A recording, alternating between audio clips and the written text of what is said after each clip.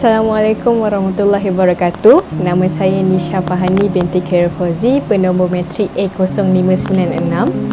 Bagi tugasan individu subjek kepribadian ulul albab untuk semester 3 ini, saya akan menerangkan tentang seorang tokoh ataupun saintis yang sangat terkenal dan banyak menyumbang dalam perubatan moden pada masa ini.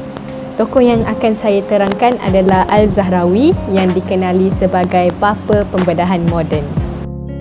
Dalam video ini saya akan menerangkan sedikit mengenai latar belakang Al-Zahrawi, sumbangan beliau terhadap masyarakat dan juga pembedahan moden, dan akhir sekali saya akan menyimpulkan apa yang telah saya pelajari dalam menyiapkan tugasan ini.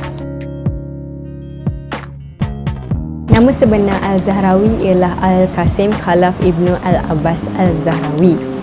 Beliau lahir pada tahun 936 Masihi dan meninggal dunia pada 1013 Masihi. Beliau dikenali di barat dengan gelaran Abul Kakis dan beliau dianggap sebagai bapa pembedahan moden.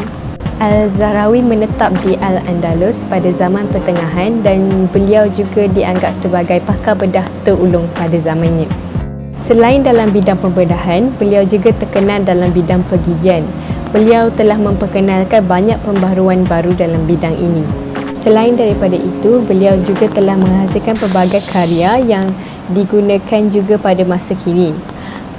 Antara hasil-hasil karyanya telah diterjemahkan dalam pelbagai bahasa bagi memudahkan untuk digunakan oleh masyarakat yang berbilang bangsa. Sekarang saya akan menerangkan tentang sumbangan-sumbangan beliau kepada masyarakat dan juga dalam bidang perubatan.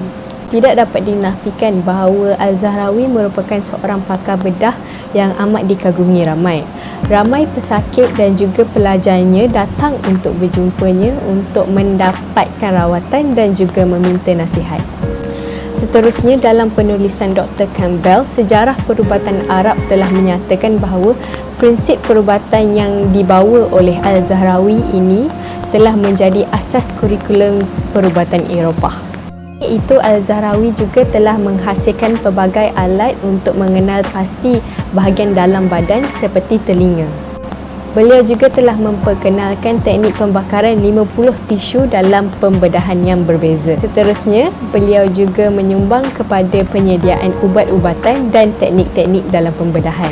Al-Zahrawi merupakan orang yang pertama dapat menerangkan secara terperinci mengenai hemofilia dan juga dapat menerangkan tentang penggunaan benang sutera untuk tisu yang berselirat.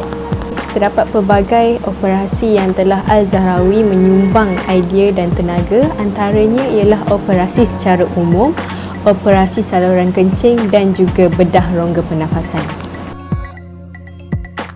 Melalui ketokohan Al-Zahrawi, antara kesimpulan yang telah saya dapat ialah tamadun Islam pada waktu beliau adalah amat menakjubkan. Ini dapat dibuktikan daripada ketokohan Al-Zahrawi di Andalusia. Selain itu, ketokohan beliau juga telah diakui oleh pelbagai negara, antaranya Sepanyol, Afrika Utara, Kerajaan Islam Timur dan juga di Eropah. Selain daripada itu, beliau juga telah berjaya menghasilkan karya agung yang dinamakan Al-Tashrif yang telah menjadi sumber rujukan kepada pakar bedah pada zaman dahulu sehingga kini. Selain daripada itu, beliau juga telah menghasilkan pelbagai alatan bedah yang dapat memudahkan proses pembedahan. Alatan yang beliau temukan juga masih digunakan pada masa kini.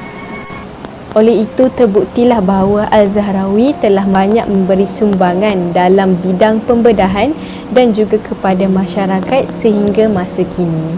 Dengan kesimpulan itu, maka berakhirlah video saya buat kali ini. Sekian, terima kasih.